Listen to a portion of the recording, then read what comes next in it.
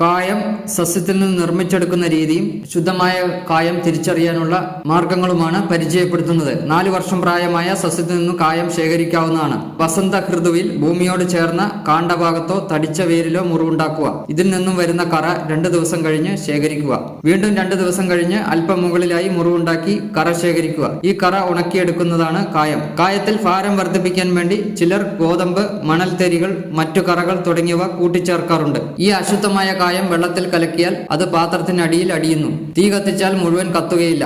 രസത്തിനും ഗന്ധത്തിനും വ്യത്യാസം വരുന്നു. ഇപ്രകാരമുള്ളത് ഉപയോഗിക്കാൻ നല്ലതല്ല. നല്ല കായം വെള്ളത്തിൽ കലക്കിയാൽ മുഴുവൻ കലർന്ന് വെള്ളം പാൽ പോലെയാകുകയും പാത്രത്തിൽ അടിയാതിരിക്കുകയും ചെയ്യും. കത്തിച്ചാൽ മുഴുവൻ കത്തുന്നതാണ്.